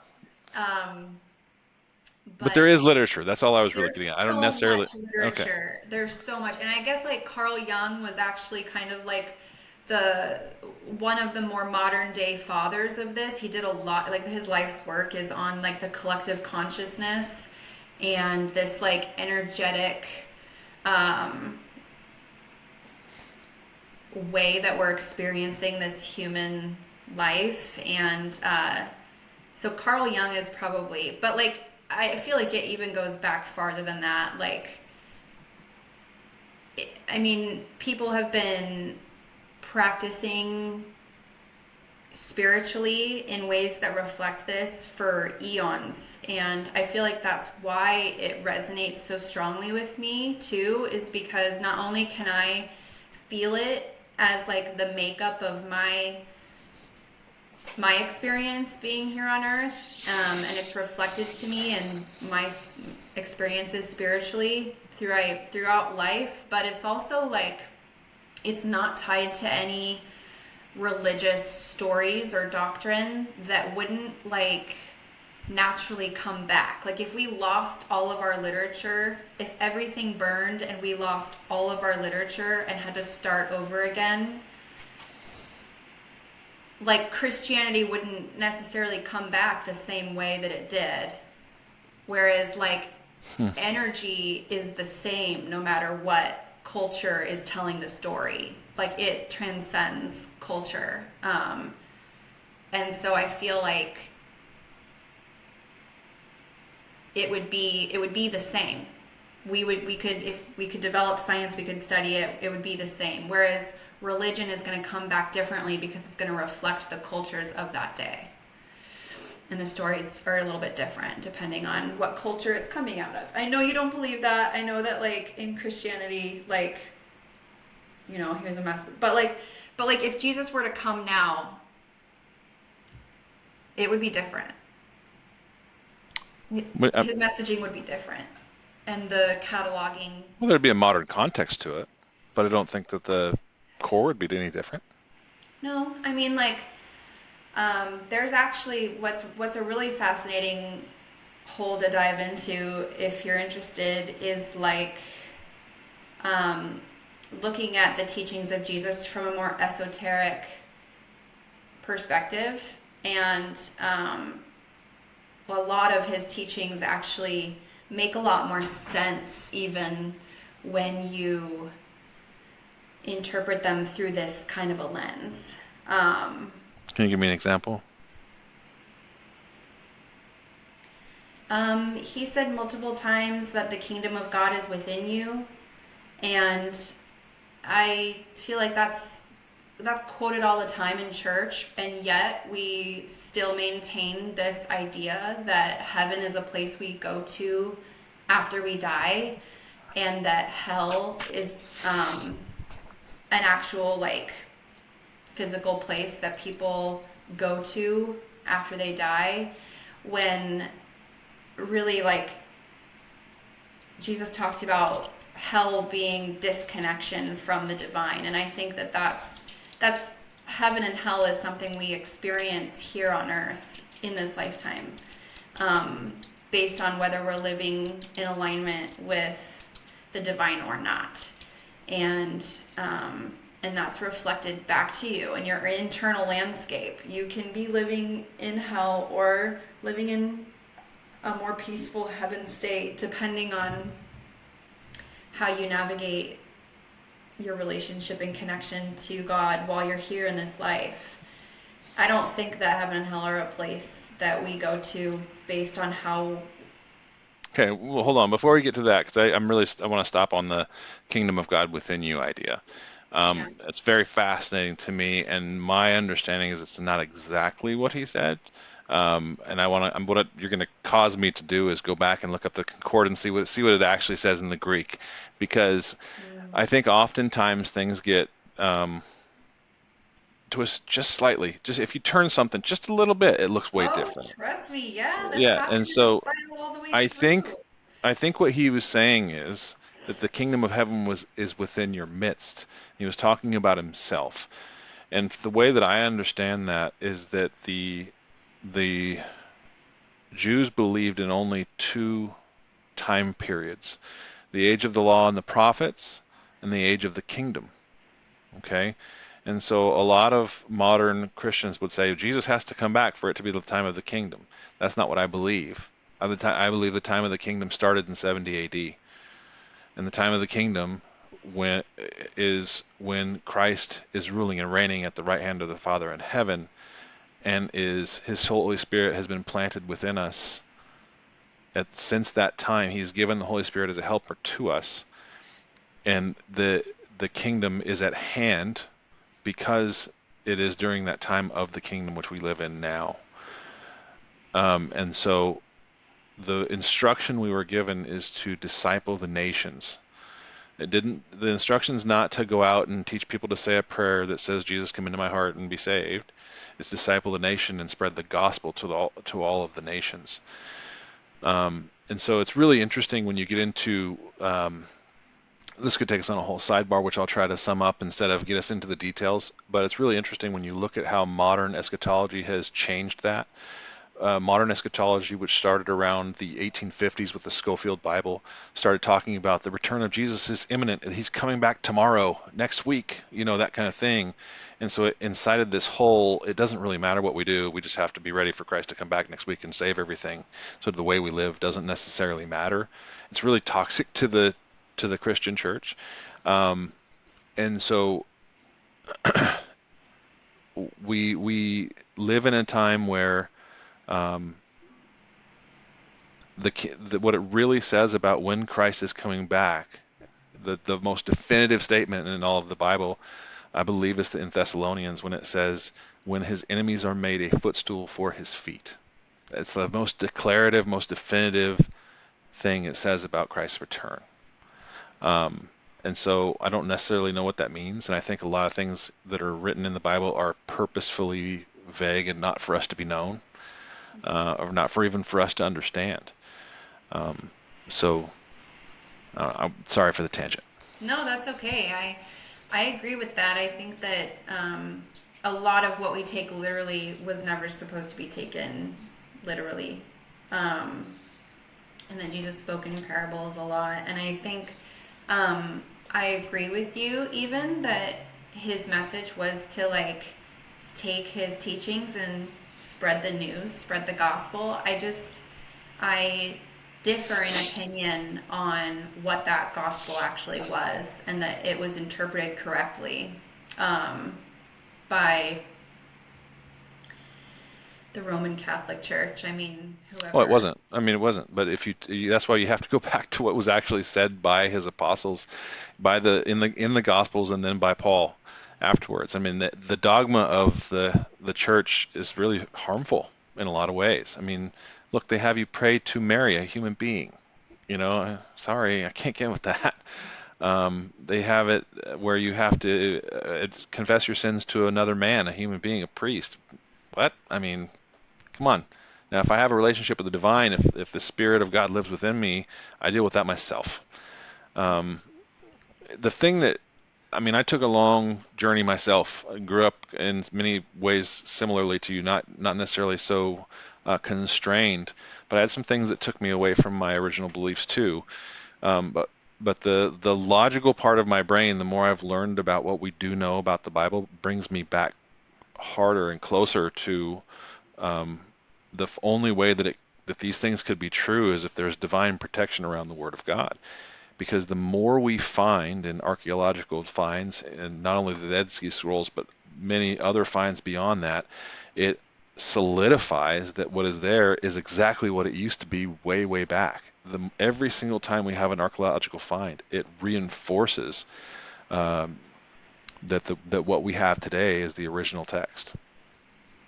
Yeah, well, which text are you talking about? Because like even the like the different versions of the Bible that we have today even differ greatly in their wording. I So mean, are you talking about like NIV, NSA, all those do you different? believe that there's like one version of the Bible that's more true to the OG I nature believe and that if stuff? you're not taking it back to the original Hebrew, Greek, and Aramaic, then you're doing yourself a disservice. And so if you really read one translation, like the I only read the King James, you think you're Yeah, doing yourself a huge disservice. And yeah, so whenever I get like onto something like we were just talking about, like the kingdom living within us or in our midst, like that little distinction we just made, then I go back to the concordance and I see what the actual ancient Hebrew, Aramaic, or Greek said and see what the actual wording is supposed to mean. And I don't try to make an interpretation until I go back to that. And so when I say when we get these archaeological finds, it has nothing to do with the modern interpretations and everything to do with the ancient words that were written down. And so that's what I mean. so is there like an English translation that's more perfectly translated to the Greek and Arabic that these Aramaic. scrolls were written? Thank Yeah. you. I think the New American Standard Version, if I'm not mistaken, and I'm not an expert on that, but I think that version is more word for word, and the NIV is more idea for idea. But one of the things I truly love about the way that our pastors break it down is they use multiple versions throughout one sermon, you know, That's and so good. yeah, Yeah. and I think that like for example in our last message, which is really really cool, and I'll kind of give you the basics in a second.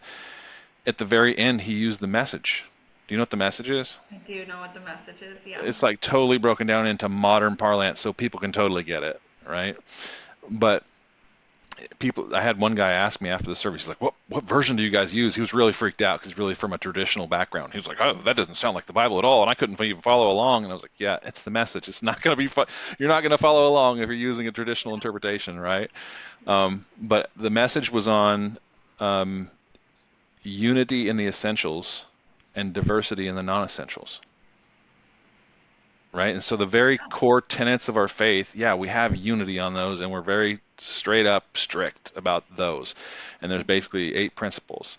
And on the stuff that's not in the main core principles, hey, think what you want. Let's talk about it. Yeah. Like, Yeah. and so that I appreciate a lot. Like the end times eschatology that we started talking about a minute ago, people have wide interpretations, and people think all kinds of things. And our church teaches a version that I had never heard before before I got here. But when I heard it, I went, that makes a lot more sense, a whole lot more sense, and it's Cool. also Okay. more backed up with what's in the Bible actually. Like most Christians don't know that the word rapture does not exist in the text. Yeah.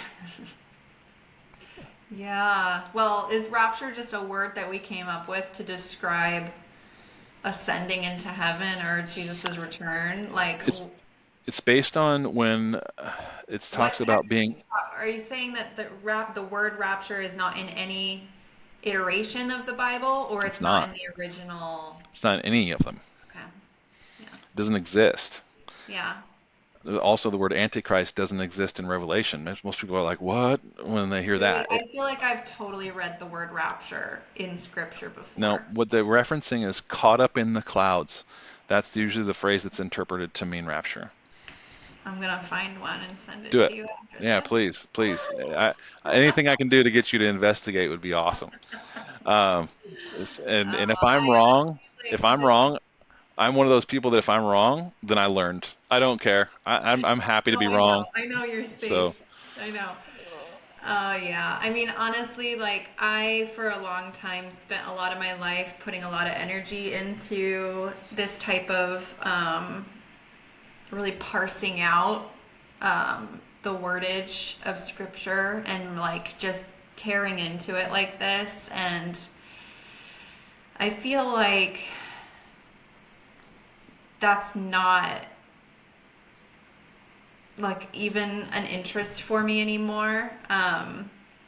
Like I I just I'm so far past the point of like a hang up on scripture is the thing that, you know what I mean, has me like stuck. It's just like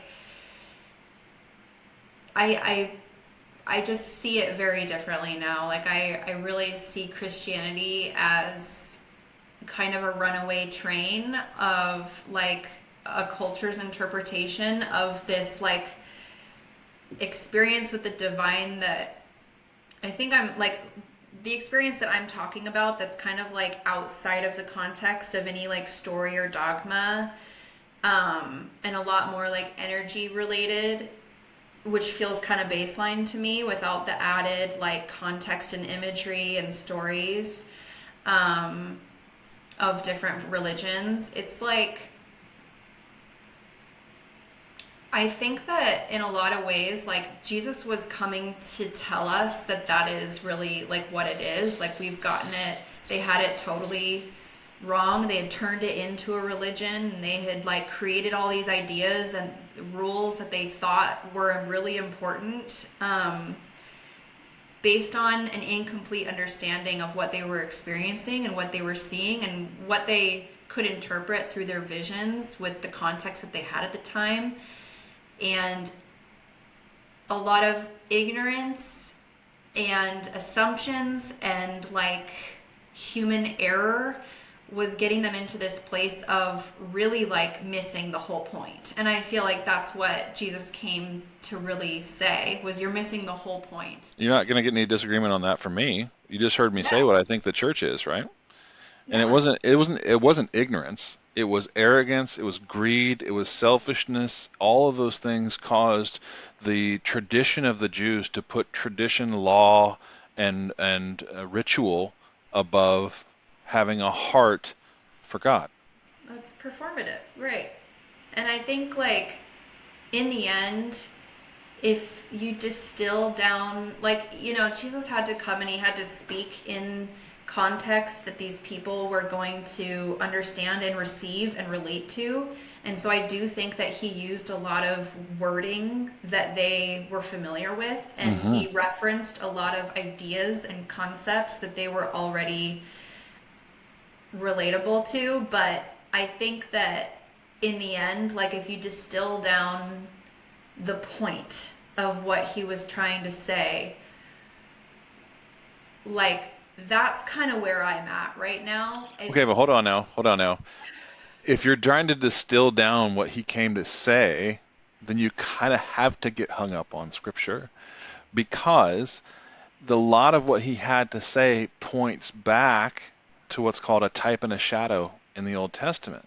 And a lot of the things that he said were framed in such a way that the Jews of his time would go, wow, he's quoting our holy books and saying this is the way it should have been interpreted, not how you guys have done whatever you've done with it.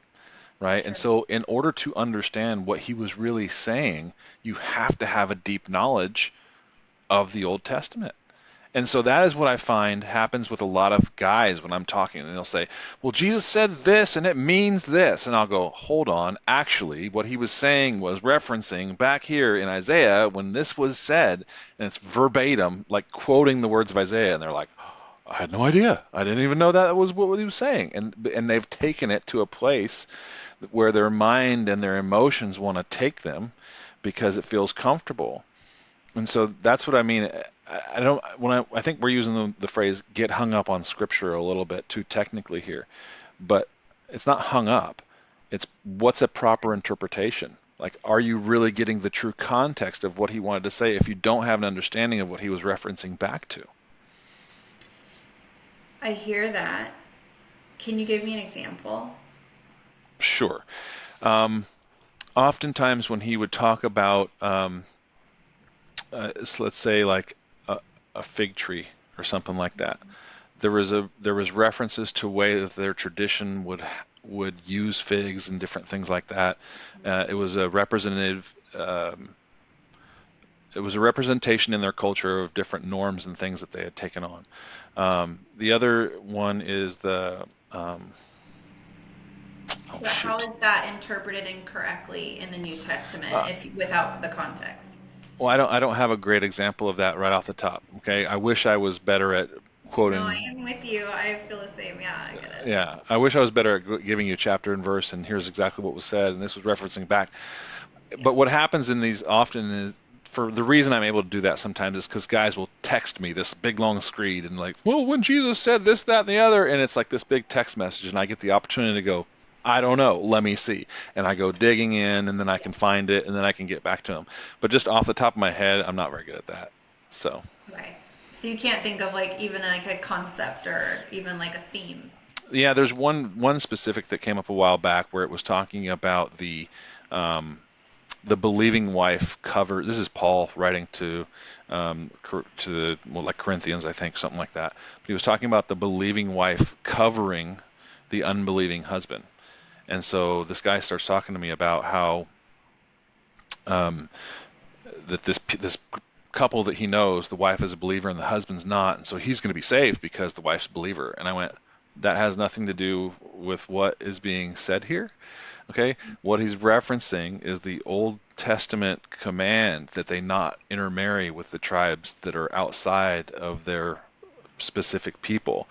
You know, they could intermarry within the Israelites and the Jews and the different 12 tribes, but they couldn't marry Canaanites. They couldn't marry Philistines. They couldn't marry, all of these other Edomites because they would be outside and then they would be against the direct commands of God. And what Paul is saying here is that it doesn't have this um, clear um, negative connotation on the kids produced from that marriage.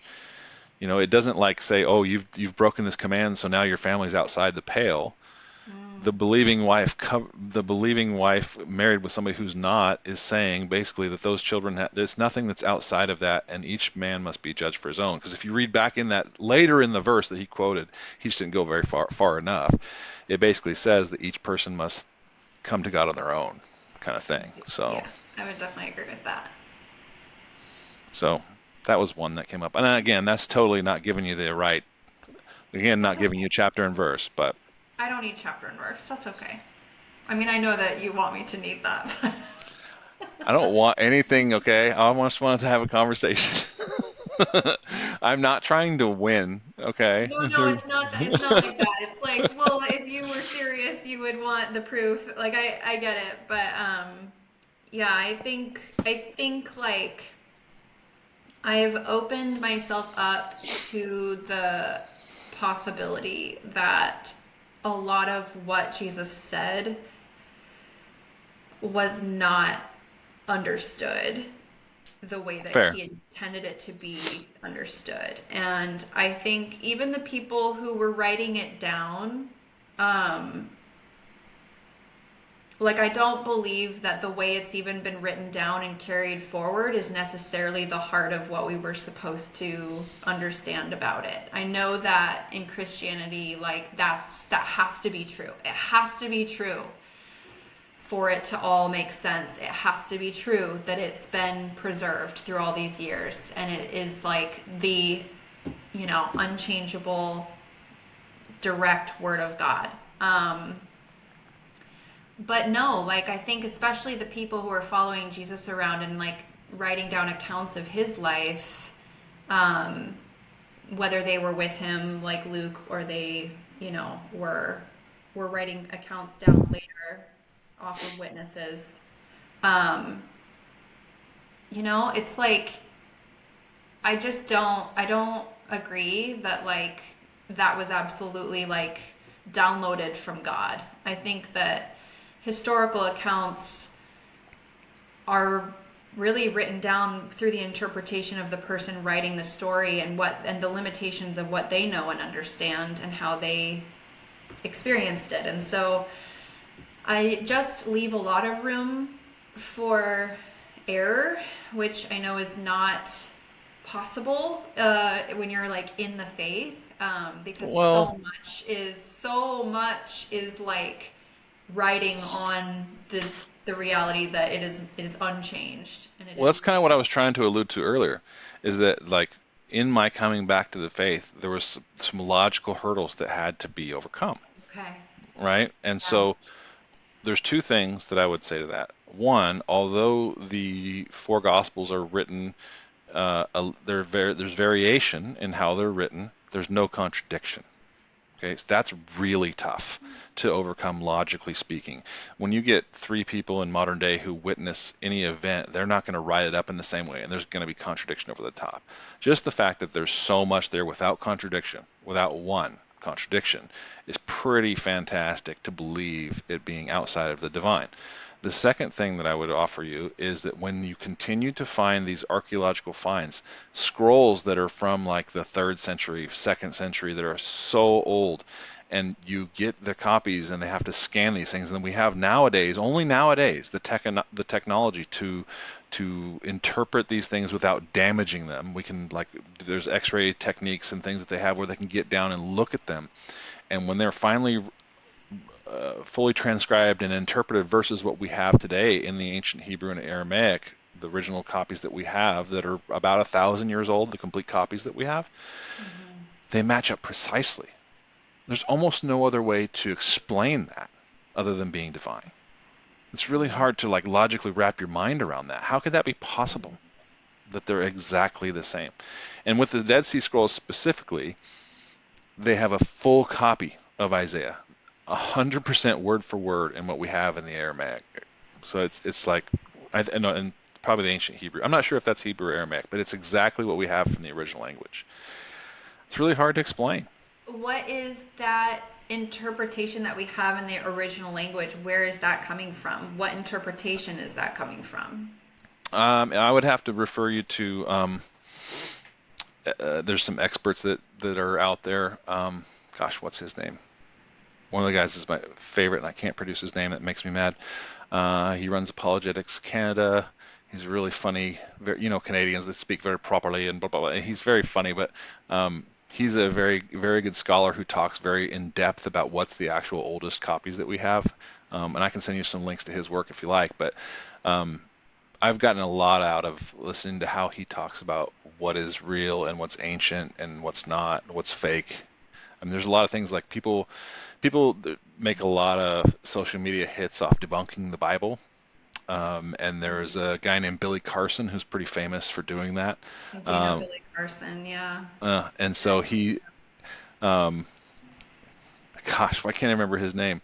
He just on live on air took him to task because Billy would say, okay, well, that maybe not that version, but what about this? And one of them, which was the Gospel of Barnabas, and this guy that I'm talking about was like, well, the Gospel of Barnabas we know is a forgery, first of all, and like he just explained to him why, and he goes, well, okay, well, I'm talking about the Ethiopian Bible, and my buddy who I can't speak his name right now was like, okay, the Ethiopian Bible, by that do you mean this version? And he called it this proper name, or are you meaning this version, another proper name of a document? And Billy's like, oh, I didn't even know which he was actually referencing. And so Mm-hmm. it's like when you get down to somebody who's actually an expert in ancient texts and understands the language back in those ancient days and is an actual expert, it's very apparent that people like Billy Carson are making a buck off trying to debunk things. Interesting. Yeah. I feel like, and I have to get rolling here to pick up my kids in like 5 minutes. But yeah, I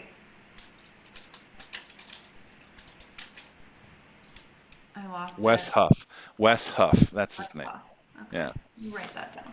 So, Um, yeah, I think that there's also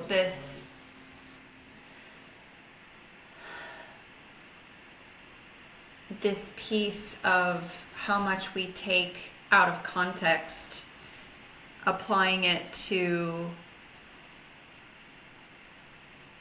our modern world when it was never written for this culture, for these scenarios.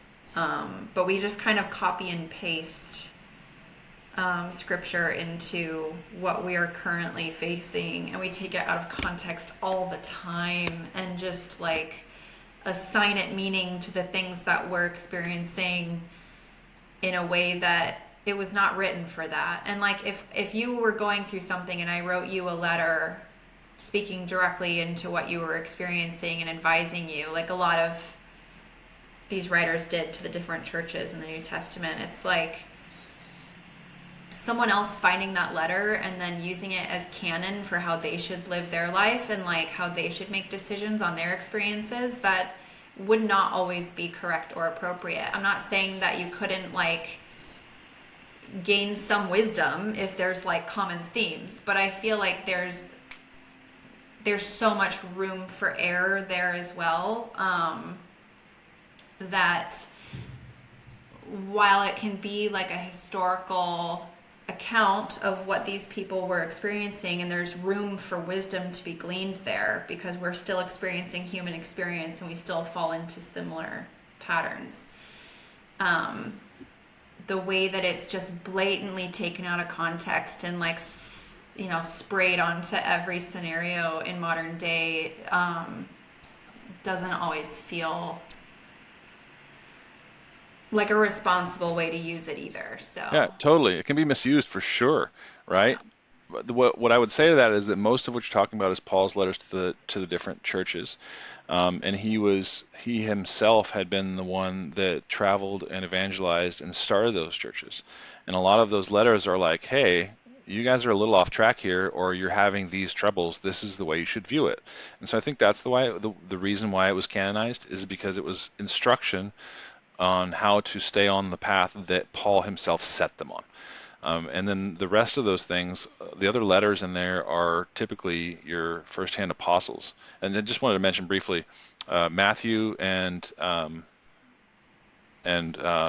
John were firsthand accounts. Mark and Luke were secondhand accounts of Mm-hmm. people that were there. They wrote down things that Jesus' apostles told them, and yet even yet they don't conflict. And then later on we get like James, Titus, Peter, all these different ones later, and those are letters from the actual apostles of Christ. So those were the guys that were there, that put their hands in the nail holes. Yeah. Um, and so I'm just interested, this is just a metaphysical question, we can leave it off on this. Do you believe that if we could rewind time, if we had our time machine today and we could go back to when the stone was rolled away, that Jesus actually walked out of the tomb? Because I do. Sure. Yeah. Yeah. Okay, I can believe that. okay. Absolutely. Yeah. Yeah. I think that he lived a very um, intentionally specific life. And I think that I mean, I differ. I think like rather than Jesus himself being the way to God, I think he was saying, be like me. Like Christ consciousness is very different than, like worshiping this individual himself. I think he came to be an example and not a, the way. I love that. I love that. So this is something I'm thinking about so often, okay, in the context of how sometimes people can put Christianity in such a box that I don't think it belongs in, okay? As far as Christ being the way, I 100% believe that. But I also think that when people say that Christ is the way, they fit it into the box of what they mean by that. And so I don't. I think that Christ being the way doesn't necessarily mean that church dogma has it correct. That these steps that you have to take necessarily mean that's how you follow Christ. I think that we still mess that up. He can be the way, and the church can still have it screwed up, right? Oh, so I like, yes, and I feel like again, Jesus came embodying Christ consciousness, which is what we are supposed, which is the example that we're supposed to follow. I think that the goal is to embody Christ consciousness, and the goal is not to put all of the um, it's not to put all the energy on Jesus himself. I think he was here to be an example and like help us understand. I want to put his energy on me, not the other way around. I um, don't know how to say it more eloquently, but like yeah, Jesus is like the mascot of the religion, you know? And I'm picturing like a fluffy, like furry looking guy with a thing. He's not a mascot. Come on now. But hey, look, I know you got to go. I also yeah, have to go. My son has a football game, so I got to okay. get rolling. But look, I know that It was you and I could do lovely. this for hours, Yeah, yeah, I and I know. really, really, really enjoyed it. And I thank you for Yeah, me too. giving me the time to do this. And it was super interesting to continue to learn about your journey in life. And anytime you want to do this, I would be happy to. Oh, thank you. You too. All It was right. great. Yeah, I'm glad we Well, finally did it. yes. Not over texting. Yeah, No doubt, no doubt. It's a lot better this way. yeah. All All right. right, have a good rest of All your right. day. You too. Love you. Love you. Bye. Bye.